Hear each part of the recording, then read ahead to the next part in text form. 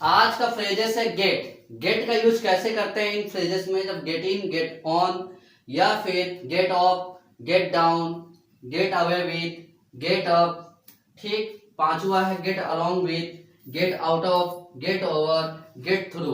अगर गेट के साथ ये सब लग जाते हैं तो इनका सेंस चेंज हो जाता है। Okay sir. जैसे कि पहला सेंटेंस है, वो पहला सेंटेंस है गेट इन या गेट ऑन।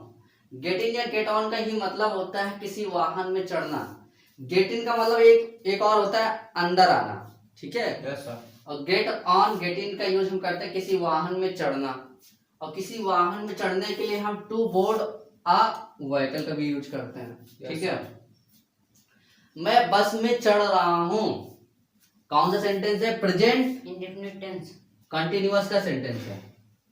ठीक है। तो आई एम गेटिंग, क्या है? गेटिंग वर्ब है, आईएनजी जोड़ दिया तो ये फिनिश हो गया, ऑन रख दिया। और किसमें? बस में, ऑन द बस।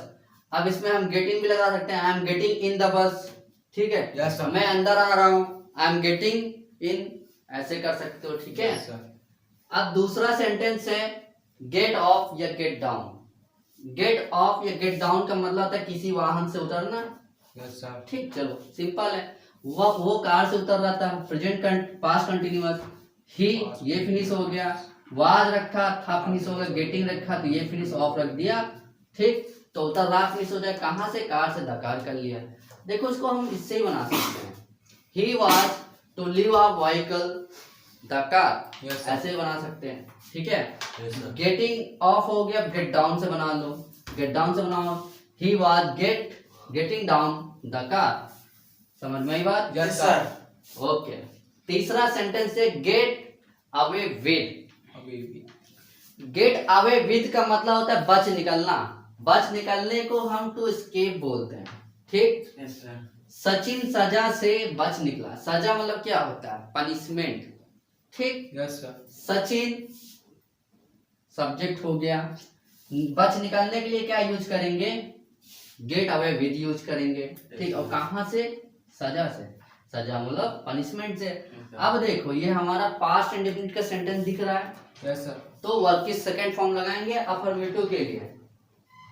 ठीक है। Yes sir. चलो, सचिन गॉट अवे विद, तो ये फिनिश हो गया। उसके बाद कहां से? पनिशमेंट से। समझ में आई बात? Yes sir. चौथा देखो, चौथा है गेट, चौथा हमारा है गेटअप। गेटअप मतलब होता है उठना, जागना या खड़े होना। तीन मतलब होते हैं। उठना के लिए भी तुम गेटअप का यूज कर सकते हो, जागना के लिए भी तुम गेटअप का यूज कर सकते हो, खड़े होने के लिए भी तुम गेटअप का यूज कर सकते हो। Yes sir. उठना, जागने के लिए टू वेकअप, खड़े होने के लिए टू स्टैंड अप। ठीक। Yes, सारे बच्चे खड़े हो जाइए, get up all the students, finish. ठीक। Yes sir. मैं सुबह जल्दी उठता हूँ। ठीक है, I get up early in the morning. ठीक। Yes sir. तो इस तरह की सेंटेंस बना सकते हो तुम गेटअप से। पांचवा है get along with. Gate along with का मतलब होता है किसी के साथ अच्छे संबंध बनाना।